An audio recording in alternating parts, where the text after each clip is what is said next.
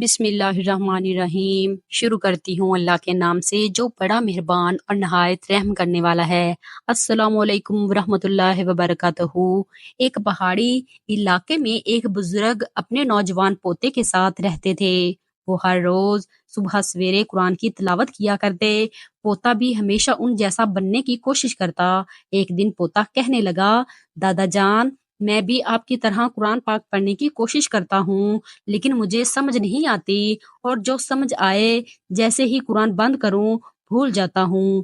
ایسے میں قرآن پڑھنے سے ہم کیا سیکھتے ہیں؟ دادا جی نے خاموشی سے کوئلوں والی ٹوکری میں سے کوئلے نکال کر انگیٹھی میں ڈال دیے، پھر ٹوکری پوتے کو دے کر کہا، جا پہاڑ کے نیچے بہتی ندی سے مجھے پانی کی ٹوکری بھر کر لا دے۔ لڑکے نے دادا جی کی بات پر عمل کیا، لیکن واپس پہنچنے تک سارا پانی ٹوکری کے سوراخوں میں سے بہہ گیا۔ دادا جی مسکرائے اور کہا، تم اس دفعہ اور زیادہ تیز قدم اٹھانا۔ یہ کہہ کر پوتے کو واپس بھیج دیا، لیکن اس بار وہ بالٹی میں پانی لے آیا۔ دادا جی نے کہا، مجھے بالٹی نہیں، ٹوکری میں پانی چاہیے، تم ٹھیک سے کوشش نہیں کر رہے۔ اسے پھر نیچے بھیج کر وہ دروازے میں کھڑے دیکھنے لگے کہ پوتا کتنی کوشش کرتا ہے۔ لڑکی کو علم تھا کہ سوراخوں بھری ٹوکری میں پانی بھرنا ناممکن ہے۔ بہرحال دادا جی کو دکھانے کے لیے ٹوکری پانی سے بھری اور انتہائی سرعت سے واپس دوڑ پڑا، لیکن پہنچنے تک ٹوکری میں سے پھر پانی بہہ چکا تھا اور وہ خالی تھی۔ لڑکے نے کہا، دیکھا دادا جان، اس میں پانی بھرنا بے وجہ ہے۔ دادا جی کہنے لگے، بیٹا ٹوکری کی طرف دیکھو۔ اب نوجوان کو پہلی بار احساس ہوا کہ ٹوکری پہلے سے بہت مختلف لگ رہی تھی۔ وہ پرانی اور گندی ٹوکری اندر باہر سے صاف ستھری ہو چکی تھی۔ دادا جی نے کہا، بیٹا ذرا دیکھو، کوئلوں سے سیاہ ہوئی ٹوکری بار بار پانی کے دھونے سے منزہ ہو گئی۔ اس طرح جب ہم قرآن تلاوت کرتے ہیں تو چاہے اس کا ایک لفظ بھی نہ سمجھ پائے، تلاوت ہمیں اندر اور باہر سے ایسے ہی پاک صاف کر دیتی ہے۔ یوں اللہ تعالیٰ ہماری زندگی بدل دیتا ہے۔ قرآن پڑھا کریں، ہم بھی سب وہ ٹوکریاں ہیں جس میں سوراخ ہیں۔ عربی ہم میں سے کسی کو آتی ہے، 100% میں سے شاید 30% لوگوں کو عربی آتی ہے، ترجمہ سمجھ لیتے ہیں۔ کوشش کریں قرآن پاک پڑھا کریں، ایسا کرنا ضائع اور بیکار نہیں جائے گا۔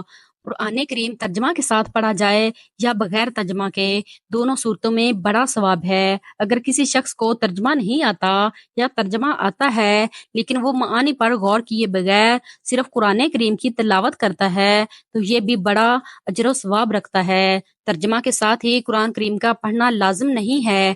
قرآن مجید عربی میں نازل ہوا ہے اور اس کے ہر لفظ کی تلاوت پر حدیث میں 10 نیکیوں کا وعدہ کیا گیا ہے۔ اگر کوئی شخص قرآن کریم کی عربی الفاظ پڑھے بغیر صرف ترجمہ پڑھے یا اس کے معنی میں غور کرے تو اسے بے شک قرآن کریم کا مفہوم سمجھنے کا ثواب تو ملے گا، لیکن قرآن کریم کی تلاوت پر جو ثواب احادیث مبارکہ میں وارد ہے وہ نہیں ملے گا، جبکہ بغیر ترجمہ کے قرآن کریم کی تلاوت کرنے والا ہر حرف پر 10 نیکیاں کا مستحق بنتا ہے، جیسا کہ حدیث مبارکہ میں ایک حرف پڑھنے پر 10 نیکیوں کی فضیلت بتائی گئی ہے، اور اس کی مثال سمجھاتے ہوئے فرمایا گیا ہے کہ علم ایک حرف نہیں ہے بلکہ الف الگ حرف ہے اور لام الگ حرف ہے اور میم الگ حرف ہے۔ نقطہ اس میں یہ ہے کہ علم حروف مقطعات میں سے ہے اور حروف مقطعات کا معنی مفہوم جمہور اہل علم کے نزدیک اللہ تعالیٰ کے علاوہ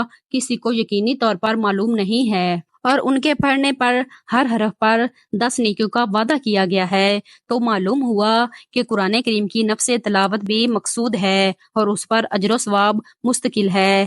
ہم امید کرتے ہیں آج کی ویڈیو آپ کو اچھی لگی ہوگی۔ ہمارے چینل کو لائک اور شیئر ضرور کیجیے گا اور ہمارے چینل کو سبسکرائب کیجیے گا۔ ملتے ہیں نئی ویڈیو میں، تب تک کے لیے اللہ حافظ۔ کمنٹ میں اللہ کے 99 ناموں میں سے ایک نام ضرور ٹائپ کر دیں۔ شکریہ۔